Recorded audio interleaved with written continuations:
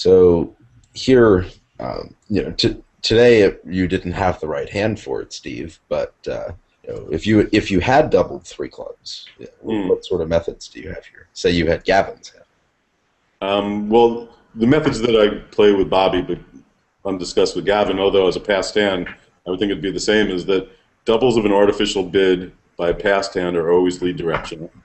And we play doubles of artificial bids are takeout unless they've shown spades and limit raises or better.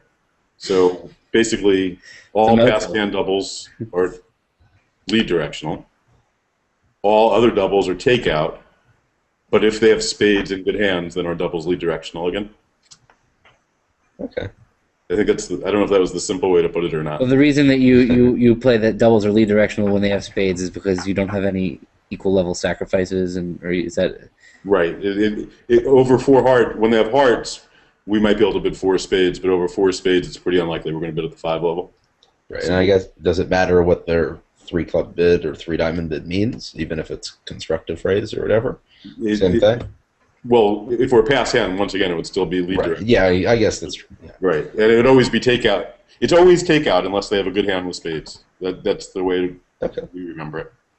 It's very reasonable. That's a simpler agreement than it sounds. Well, that was a much better way of putting it, that's for sure. Yeah. By the 5th time you asked me, you dug it out of me so that it's actually playable. Well, I'm glad it took me a minute to understand it then. Yeah, I sort of felt slow there for a minute, and then it sort of then you put it in. I tried to explain it instead of 10 My sentences. goal was to make it as confusing as possible. Well, that's a good way to stop people from playing things. Yeah. Yeah, you describe all your methods in the most complicated way possible. Sure. You can do all the negatives instead of the positives. Exactly. Yeah, and there really wasn't much here. I don't know. You chose to. That's how they encrypt their system notes. They do 500 pages of notes. In reality, they could hand it to somebody and translate it to 25 pages. Right. Every fifth line is actually really what we play. Yeah. Right. Yes. And so, Gavin, the only thing here, your trump lead. What? Well, it went when it went a heart constructive raise 4 hearts. I don't love leading a trump from 10-1, but I really didn't want to guess what to lead, and I felt like the best shot we had we could just beat this contract on slow tricks. If I really needed the king of clubs to be on my right. I didn't think that if partner had the king of clubs that we were going to really be able to come to 4 tricks that easily. So I was thinking, why don't I just wait and see if maybe they can lose a finesse to my partner, and my partner can have that finesse and a trick, and we can have the ace queen of clubs. I wasn't. When Tommy hit, I felt like, oh, what did I do? Like, how could I not lead a minor? But I don't know. At the time, I was thinking I didn't really want to guess which suit to lead, and I didn't think that there was an urgency to set up tricks. Okay, and only 3, and actually that's was going to be my next question for Greg in the other room. They chose to treat this hand as 7-9 with 4-card support, and. Any questions for Jason here? Oh, yes, that's true. It is for Jason. So you chose to treat it as the stronger hand, the right limit raise.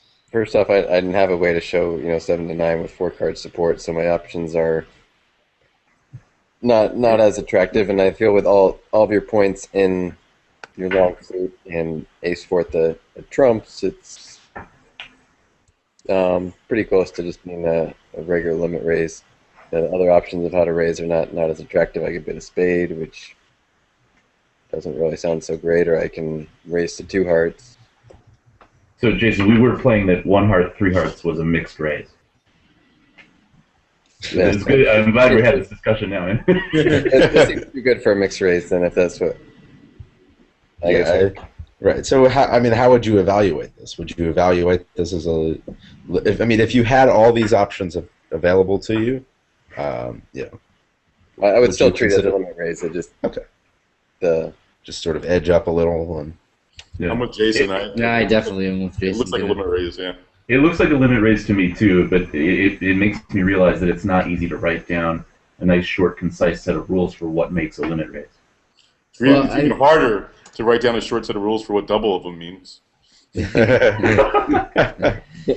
I mean, for me, I just, to break it down to basics, I just count my dummy points. I'm not, besides that my points are in my long suits, and I have, anytime there's 7 to 9, 10, 11, right?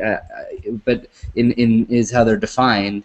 But here you have 8 high card points and 2 doubletons, and your 2 doubletons are worth something because you're stopping losers, and your partner's going to be able to rough their club and diamond losers in your hand for extra tricks. Your hand is worth more tricks than your high card points allow. So I would just give myself an extra point for each of my doubletons, and that brought me to 10. And then when I'm on 10, I'm on the cusp of where to go, and because I'm, where there's 10, there's 11. Yes. All my points are in my 2 long suits. It's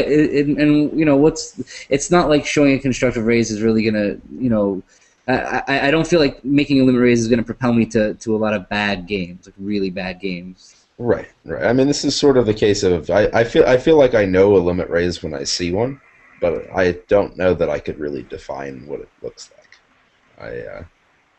I mean, certainly I would treat this one as a limit raise, but it's not really clear to me. If you remove the Jack of Spades, for example, I would still be tempted to treat this hand as a limit raise. Although, not me. Yeah, big difference between those 2 suits. Yeah, I agree. Yeah, I mean, I would still be tempted. I don't know that I would, but I would not be happy to. What happens when you take the Jack of Spades away is it becomes an action that's just out of line with what most people would do.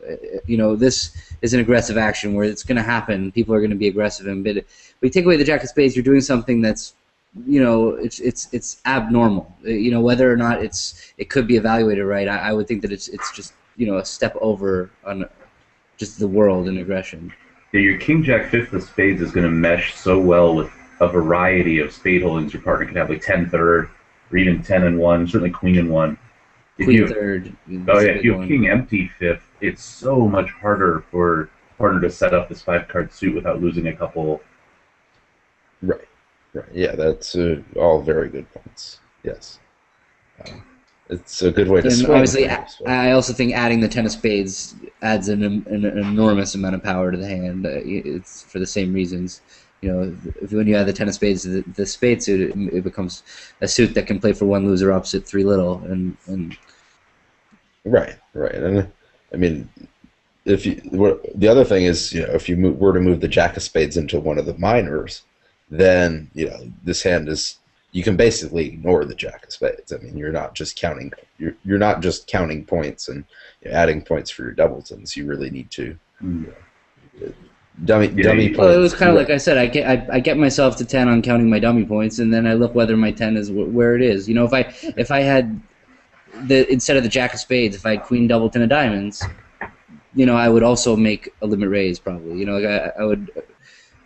That's again close, but there now I have 9 points and 2 doubletons, but I'm not, Yeah, I think it's a very common hand evaluation mistake to people double count an honor in a short suit, because they'll count their high card points and then they'll say, oh, and I have shortness here, and it's right. You're double counting. Right. Yeah, I mean, in general, stray jacks and 10s are worth hardly anything by themselves, but when you put a higher honor with them, they're worth a lot more, and even more so when you add the 10 to them. Yeah. So the play here was not very interesting as well. They let a diamond, and were probably very happy when they saw a dummy, but then they let a spade. I think they just took the first. Really? Oh, yes, that's true. Yeah, because this is why they lost to him. They let a diamond when I had a nightmare about this hand. Yeah, they let us. I don't remember the details, but yeah, they let us. Okay. That made it difficult for me to take 11 trips. Yes, I would imagine so. And so then on board 8, there wasn't much interesting here. The only thing was, East-West had what looks to be some sort of a mix-up to miss their spade fit, but not really sure. His 3 clubs was Wolf and 3 diamonds. Isildur is denying 3 hearts, so Looks like a little something went wrong there. But Yeah, probably. I mean, I doubt he chose to play three now. And Right. I agree, not much. I think that we defended it pretty poorly, so let's just move on. That making six was a lot of tricks. So there was I don't remember what we did, but it was Yeah, sloppiness. well, I mean, Declarer just has a lot of tricks in general, but Yes. We were definitely entitled to more than one. yes, I- you're I- I definitely don't know, entitled to more than one. I will give you that. We've got at least Okay, let's see what three happens honors here. that we might be able to score tricks with. Let's see what happened in the sensible room. Let's go to the videotape. Okay, I'll be nice. I'll skip over what must have just involved pitching aces. So in the other room, Jason bid 3 diamonds as an artificial game force, and Greg bid 3 spades. And so when you say it's 4 spades and a doubleton heart, what would you do with 4 spades and 3 hearts? I would show my heart support first.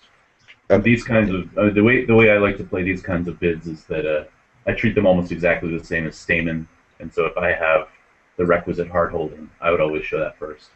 I know some people like to prioritize 3-card support for partner. This would come up over new minor forcing or this sort of wolf sign-off kind of thing.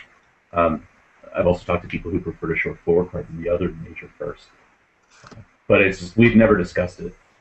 I was certain that this would deny hearts though. Okay. And so then over 3 spades, Jason, you might have had a 4-heart bid available to you as a slam try. What are your feelings about that? Yeah, I wanted to bid four hearts to the slam try. It actually took quite a while here at the table. It was, I didn't want to have an accident here, and we probably might be able to survive playing 4 hearts even in a 5-2 if he went all past. And the other problem was it was having the honors in my doubletons, kind of the the opposite of the last hand. It was somewhat of a minimal slam try, and I figured it wasn't worth the possibility of having a mix-up. If a queen of clubs was the queen of spades, I would have definitely risked 4 hearts, and I could almost just take control too at that point. Well, there's an even bigger. I mean, if we do have a mix-up, like if you bid 4 hearts and I think it's natural, it certainly sounds slammy because you could have just jumped to 4 hearts over 2 no, and so there's an even bigger danger that I might bid on over 4 hearts and then really be in the lead. Right, and then it gets even worse if you were to play kickback. Very true. Oh, yeah, no, we do not. We don't play kickback. We do for the money. Yeah. I would have understood 4 hearts as a slam try, but in a new partnership, it's really, really important not to put your partner through that. Jason has a really marginal slam try, if at all, and I'm sure I really appreciate that he didn't torture me with this, because even though I would have gotten it right, You would have. there would be that moment between when you try to interpret the bid and when the dummy comes down where you're just totally sweating it.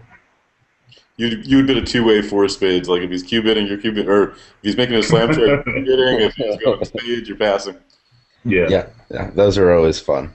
It gets really sad when you have to make the 3-way bids. Those are really bad. It's so important in a new partnership to not to just do something practical. Maybe if there's some small edge if there's some slam we could reach your perfect methods, just give up on it. We don't have them. Putting your partner through hell to try and get there when you don't have the methods is just a losing pitch. 4 spades is definitely practical. I also agree that Jason does not have a slam try anyway. Even if 4 hearts was a slam try, I think, like Jason said, with his honors and his short suits, it's a 4-spade bid to me. Right. And certainly saved Greg a little bit of, Hair loss. yeah, that. Uh-huh. Mm. That's because you play with me too much. So, moving on to board 9,